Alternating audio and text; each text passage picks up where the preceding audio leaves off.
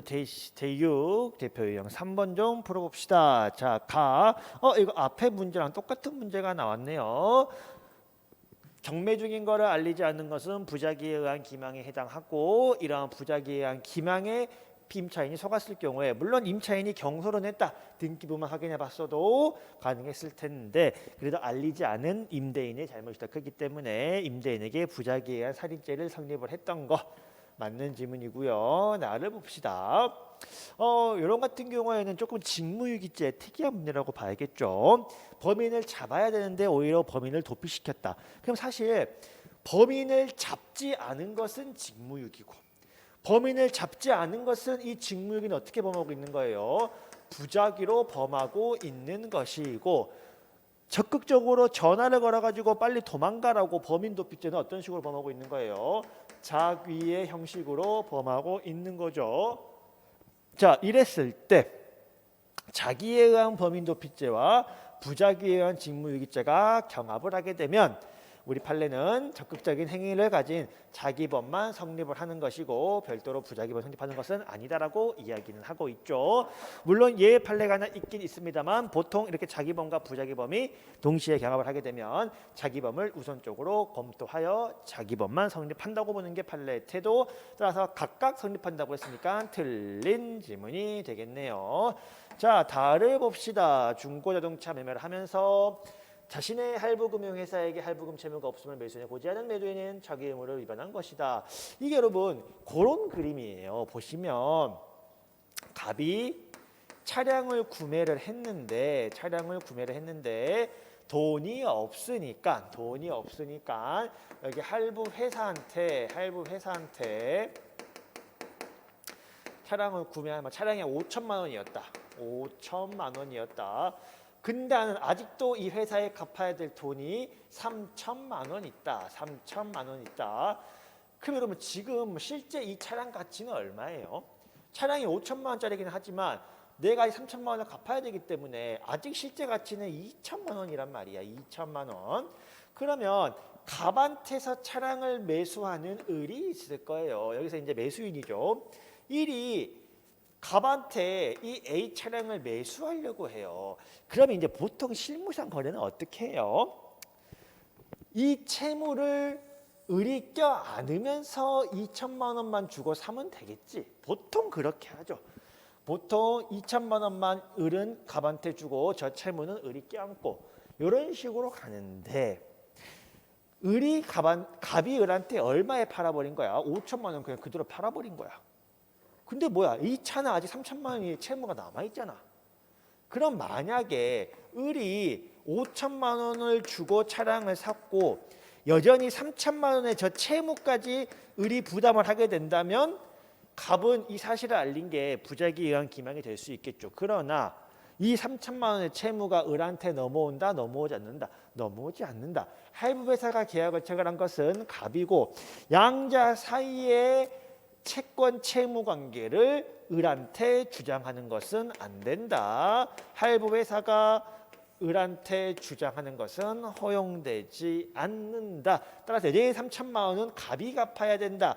따라서 을은 차량을 취득하고 3천만 원을 갚을 필요가 없기 때문에 손해가 있다 없다? 손해가 없다. 따라서 을은 손해가 없고, 매도인이 이거를 할부금 남았다, 이걸 알리지 않았다 하더라도 부작위에 의한 기망이 성립하지 않는다라고 보시면 되겠습니다.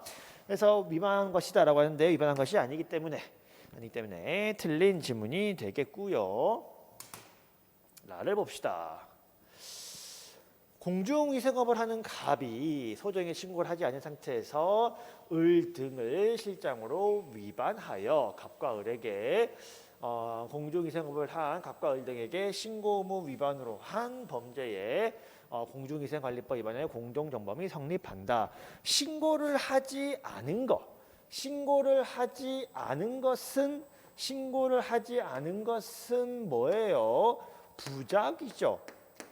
이러한 부작위범의 공동정범이 성립할 수 있느냐, 좀 그런 문제인데, 일단 성립 자체는 가능하다.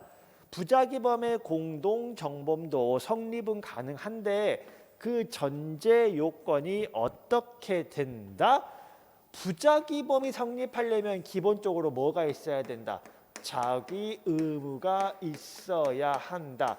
이 자기 의무가 있음에도 불구하고 자기하지 않은 부작위 때문에 정범이 성립을 하는 건데, 그럼 이 부작위범의 공동정범이 성립하기 위해서는 이 자기 의무가 갑과 을에게 공통으로 부여돼 있으면 부작위에 의한 공동정범이 성립할 수도 있기는 있다. 그럼 마지막으로 갑과 을에게 이 자기 의무가 공통으로 부여되어 있는지 살펴보자라고 했을 때 사장님이 누구예요? 갑이 사장님이고 을은 종업원 실장에 불과하다.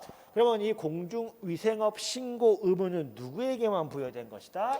여기 사장님에게만 부여된 것이지 실장님에게 부여된 것은 아니기 때문에 실장님한테 자기 의무는 없다. 실장님에게 자기 의무는 없기 때문에 부작위범의 공동정범이 성립할 수는 있으나 이 사안에서는 성립하지 않는다라고 보시면 되겠네요. 성립한다고 했으니까 틀린 질문이고. 자, 마봅시다.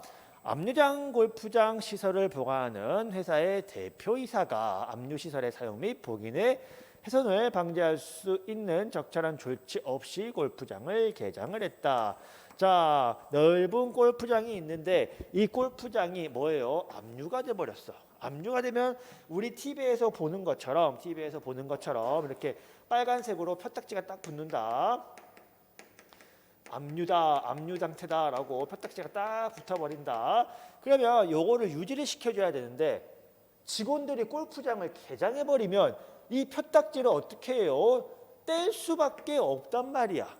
표딱지를 제거해버리는 순간 뭐가 돼? 공무상 표시무효죄가 돼. 압류를 잡아놨는데 압류의 표시가 무효가 돼버린단 말이야. 근데 이걸 누가 뗐어? 사장이 직접 뗀 게 아니라 직원들이 뗐다. 그러면 직원들한테 그 범죄가 성립하는 것은 일단 냅두고 그걸 지켜본 사장님한테 범죄가 성립할 수 있겠느냐. 사장님은 지켜봤으니까 자기예요, 부작이에요? 부작이고 부작위범에 의한 범죄가 성립하려면 자기 의무가 있어야 되고 행위정행의 동가치성이 있어야 되는데 야, 사장님이라면 그거 뗄 때 말렸어야 된다. 말리지 않고 지켜봤으면 부작위에 의한 공무상 표시무효죄가 성립한다라고 우리 판례가 보고 있습니다. 맞는 지문이 되겠고요. 자, 발을 봅시다. 자, 법무사 관련 여러분 읽어보셨겠죠? 법무사 사무실을 딱 들어가시면 여기 이제 법무사님 자리가 있고 여기 이제 막 직원들 자리가 있다. 손님이 딱 들어왔는데 마침 직원이 여기서 업무를 보고 있었다. 가지고 손님이 어유 법무사님 이렇게 온 거다. 그러면 이제 직원은 저 법무사 아닌데요라고 이야기를 해야 되는데 예 하면서 손님하고 이야기를 하면서 등기 관련 계약을 체결을 했다. 그러면은 이 사람은 누구로 알았다? 법무사로 알았다. 그럼 난 법무사가 아닌 거를 고지를 해줘야 되는데 고지하지 않고 가만히 진행을 했다. 얘는 법무사인 줄 알고 계약을 체결했고 얘는 거기에 대해서 기망을 했고 내가 법무사 아닌데요 말하지 않은 부작위에 의한 법무사법 위반죄가 성립할 수 있다라고 보시면 되겠습니다. 옳은 것은 가마, 바, 옳은 것 3개가 되겠습니다.